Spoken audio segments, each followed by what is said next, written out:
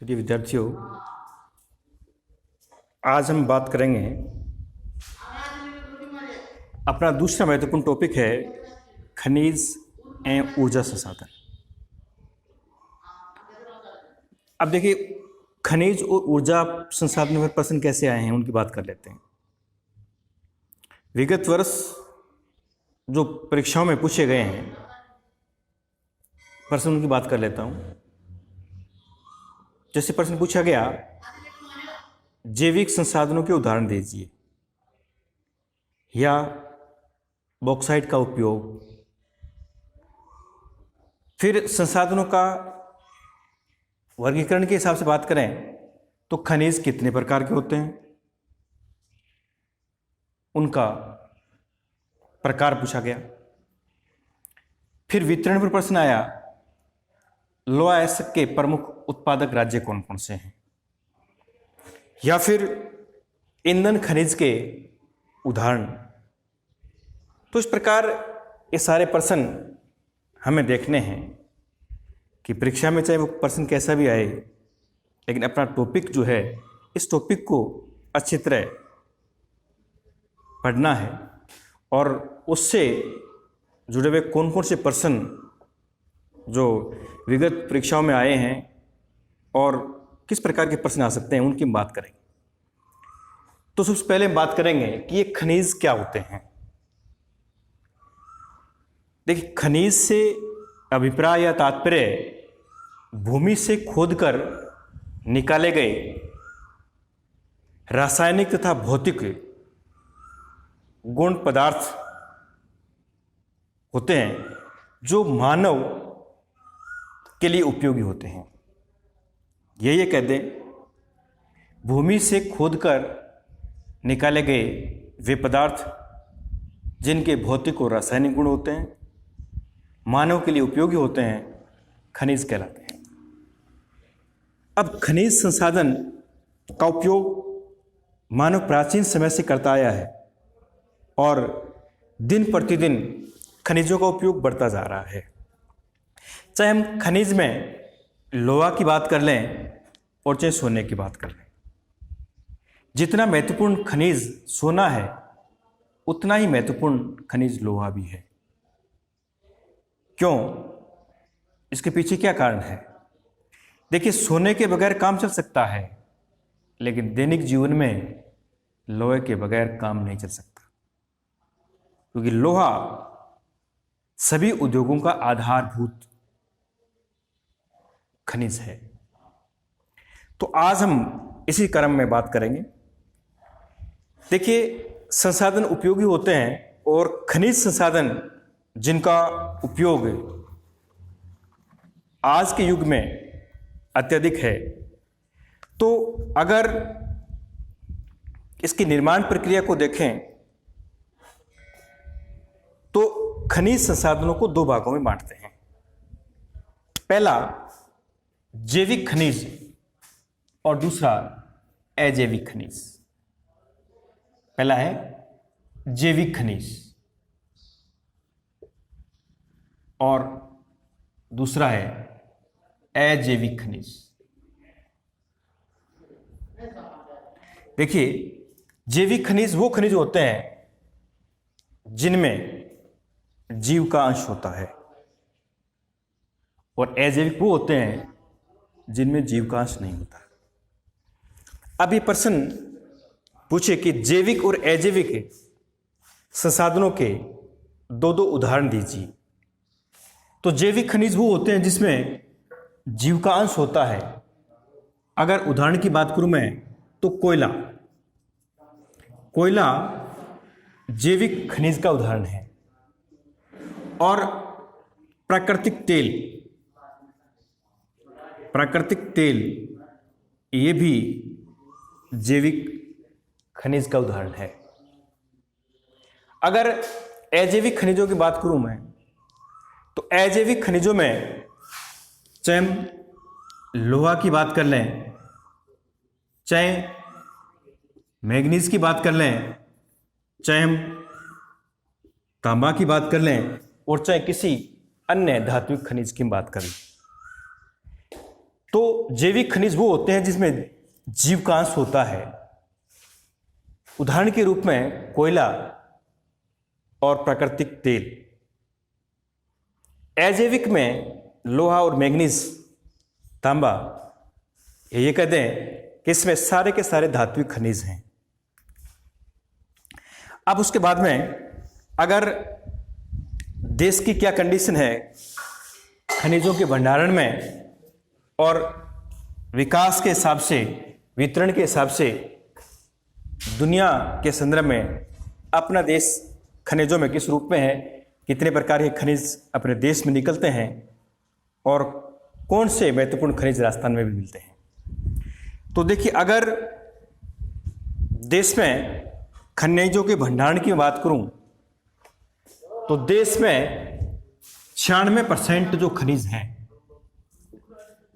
देश के 96% खनिज या तो मिलेंगे प्रायद्वीपीय जो पठारी क्षेत्र है, प्रायद्वीपीय पठारी क्षेत्र। और प्रायद्वीपीय पठार की बात करूं तो ये जो हिस्सा मैंने इस रूप में बनाया है, ये देश का प्रायद्वीपीय हिस्सा है। अब प्रायद्वीपीय क्षेत्र भारत के कौन कौन से हैं? देखिए, गुजरात से लेकर पश्चिम बंगाल का, जिसके 3 तरफ पानी है, ये पूरा का पूरा क्षेत्र भारत का प्रायद्वीपीय हिस्सा कहलाता है। और प्रमुख खनिजों की मैं बात करूं तो एक बात मैंने यहाँ स्पष्ट रूप से लिखी है कि देश के 96% जो खनिज संसाधन है वो या तो मिलेंगे प्रायद्वीपीय पठारों पर, प्रायद्वीपीय पठारों पर, या मिलेंगे अरावली क्षेत्र पर, अरावली का क्षेत्र, या मिलेंगे ब्रह्मपुत्र की घाटी क्षेत्र में, और या जो मिलेगा वो हिमालय क्षेत्र।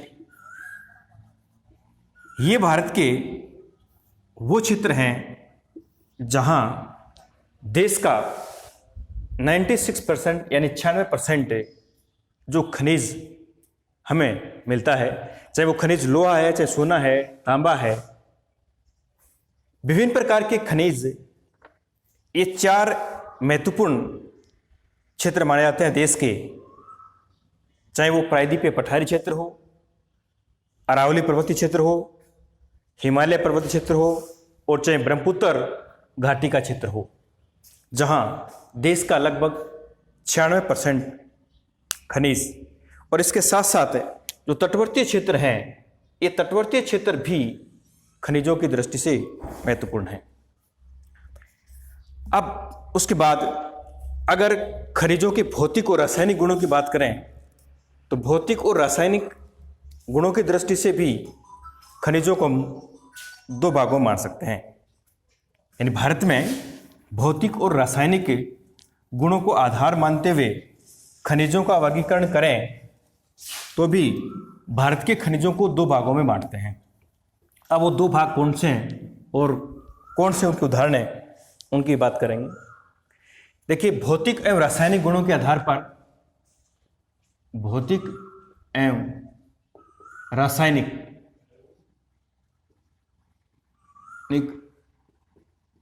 गुणों के आधार पर खनिजों को 2 भागों में बांटते हैं। अब वो 2 प्रकार कौन कौन से हैं? देखिए, उसमें पहला जो प्रकार है वो है धात्विक खनिज। कौन सा? धात्विक खनिज। देखिए, जैसे कि नाम से पता चल रहा है, धात्विक खनिज ऐसे खनिज होते हैं जिसमें धातु का अंश होता है, वो सारे के सारे धात्विक खनिज कहलाते हैं। अब इस धात्विक खनिजों को भी हम 2 भागों में बांटते हैं। धात्विक खनिज के भी 2 प्रकार हैं, जिसमें पहला है लोहा धात्विक खनिज या लोहा खनिज, और दूसरा है एलोआ धात्विक खनिज।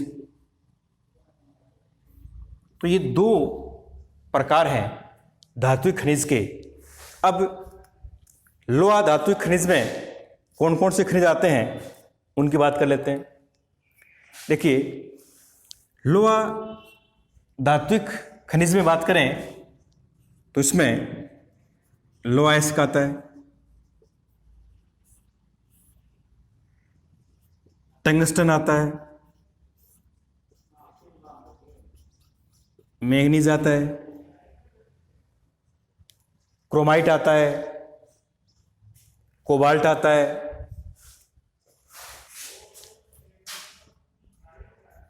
कोबाल्ट। तो ये लोहा खनिज के उदाहरण हैं, यानी इससे प्रत्यक्ष रूप से लोहा का अंश होता है। और एलोआ धातु की बात करें हम तो उसमें सोना, चांदी, यानी इसमें लोहांश नहीं होता। इसके अलावा बात करें तांबे की, जस्ते की, ये सारे के सारे जो खनिज हैं वो आते हैं एलोआ धातु खनिज में। टिन भी इसी में आता है, मैग्नीशियम भी इसमें आता है। तो एक बार फिर देख लें, लोहा धात्विक खनिजों में, धात्विक खनिज की बात कर रहे थे, फिर धात्विक खनिज के दो भाग हमने किए, जैसे पहला लोहा धात्विक खनिज और एलोआ धात्विक खनिज। लोहा धात्विक खनिजों में बात की हमने लोहा एसिक की, इसके बाद में पायराइट की बात कर लें, टंगस्टन की बात कर लें, मैंगनीज की बात कर लें, कोबाल्ट की बात कर लें, क्रोमाइट की बात कर लें। ये सारे के सारे लोहा धात्विक खनिज में आते हैं। और एलोआ में, जिसमें लोहांश नहीं होता, जिसमें सोना है, चांदी है, तांबा है, जस्ता है, कोबाल्ट है, टिन है, मैग्नीशियम है, ये सारे के सारे एलोआ धात्विक खनिज में आते हैं। और अब उसके बाद में है अधात्विक खनिज, दूसरा अधात्विक खनिज। अधात्विक खनिज जिसमें धातु का अंश नहीं होता, अधात्विक खनिज कहलाते हैं। जिसमें उदाहरण की बात करें तो चूना पत्थर,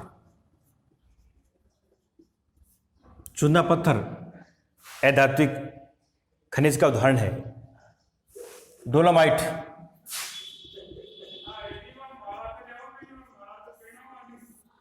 अधात्विक खनिज का उदाहरण है। जिप्सम अधात्विक खनिज है। और अब्रक, ये सारे के सारे जो खनिज हैं अधात्विक खनिज के अंतर्गत आते हैं, जिसमें धातु का अंश नहीं होता।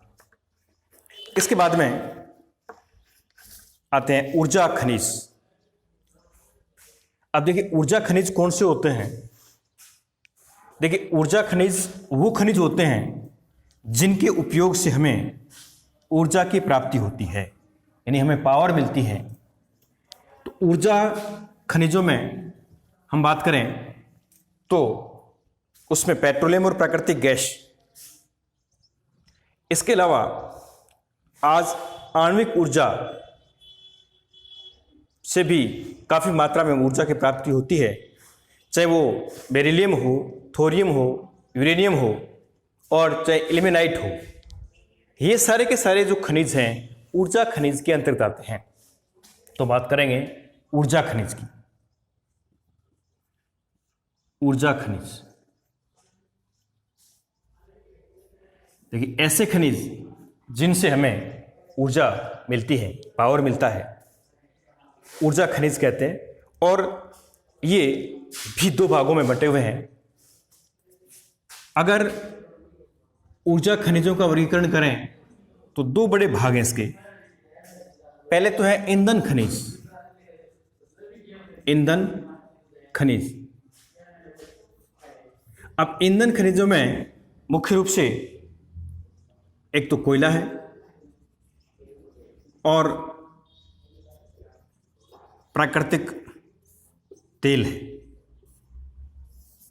ये ईंधन खनिज के बड़े उदाहरण हैं और आज वर्तमान कंडीशन में इनको देखें, इनकी मात्रा सीमित होने की वजह से इनका उपयोग कम करना चाहिए, क्योंकि ये जैविक संसाधन खनिज भी हैं और इनके दहन से कार्बन का उत्सर्जन अधिक होता है, इसलिए पर्यावरण को ये प्रदूषित भी करते हैं। लेकिन फिर भी हमें जहाँ जरूरत है तब इसका उपयोग करना पड़ता है। तो ईंधन खनिज में कोयला है और प्राकृतिक गैस कहते हैं या प्राकृतिक तेल, ये इसमें। इसके बाद में अणुशक्ति वाले खनिज, अणुशक्ति के रूप में यूरेनियम। यूरेनियम महत्वपूर्ण खनिज है। इसके बाद थोरियम, ये भी अणुशक्ति का खनिज है। बेरिलियम,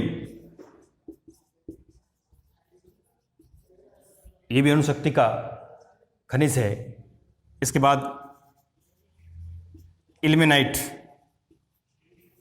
तो ये सारे के सारे जो खनिज हैं ये अणुशक्ति से जुड़े हुए हैं और इनका उपयोग भी आधुनिक समय में करना जरूरी है, क्योंकि इन खनिजों की अपेक्षा इन खनिजों से हमें सैकड़ों गुना ज़्यादा पावर मिलती है। लेकिन समस्या ये रहती है कि इसका रख रखाव थोड़ा सा मुश्किल होता है, लेकिन फिर भी आधुनिक समय की मांग को देखते हुए इसका उपयोग बढ़ता जा रहा है। तो ये कुछ महत्वपूर्ण खनिजों का वर्गीकरण था। अब हम बात कर रहे हैं कि भारत में कितने प्रकार के खनिज मिलते हैं। देखिए, अगर देश में खनिजों के वितरण की बात करूं तो देखिए, देश का खनिजों में जो प्रथम राज्य है उस राज्य का नाम है झारखंड। झारखंड राज्य देश में खनिजों के उत्पादन में प्रथम स्थान पर है। अगर दूसरे राज्य की बात करूं मैं तो खनिजों में दूसरा स्टेट अपना राजस्थान है। लेकिन अगर अधात्विक खनिज की बात करें तो अधात्विक खनिजों में राजस्थान पूरे देश में पहले स्थान पर है। धात्विक खनिजों में जरूर पिछड़ा हुआ है राजस्थान, लेकिन अधात्विक खनिजों में देश में प्रथम स्थान पर अपना राजस्थान है। तो भारत में धात्विक और अधात्विक खनिजों की बात करूं तो भारत में लगभग 89 प्रकार के खनिज मिलते हैं। भारत में जो खनिज हैं इनकी संख्या की बात करूं तो 89 जो खनिज हैं भारत में प्रत्यक्ष और अप्रत्यक्ष रूप में देखने को मिलते हैं। अब इन खनिजों का वितरण डिवाइडेशन हिस्सा किस रूप में है। देखिए, सबसे ज़्यादा अधात्विक खनिज हैं। अगर अधात्विक खनिजों की बात करूं मैं तो देश में 52 प्रकार के अधात्विक खनिज मिलते हैं। अगर धात्विक खनिज की बात करूं मैं तो देश धात्विक खनिजों की दृष्टि से कुछ कमजोर है और देश में लगभग 10 प्रकार के धात्विक खनिज मिलते हैं। इसके बाद में बात करें सूक्ष्म खनिजों की, इनकी मात्रा कम है।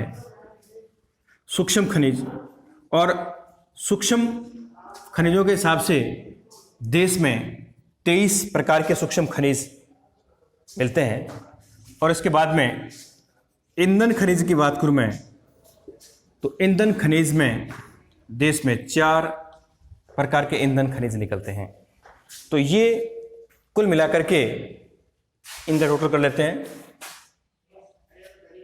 89। ये 89 प्रकार के खनिज संपूर्ण देश में धात्विक और अधात्विक रूप में देखने को मिल सकते हैं। अगर इन खनिजों का देश के सकल घरेलू उत्पाद में क्या योगदान है या उद्योगों में क्या इनका योगदान है, देखिए अगर देश के सकल घरेलू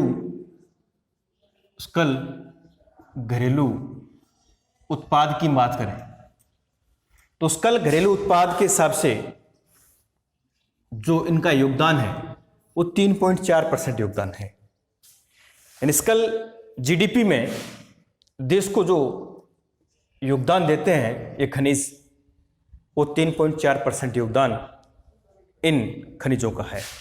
अगर औद्योगिक उत्पादन की बात करूं मैं, औद्योगिक उत्पादन में इन खनिजों का योगदान 11% है। तो कुल मिलाकर के खनिज देश की अर्थव्यवस्था में महत्वपूर्ण भूमिका निभाते हैं।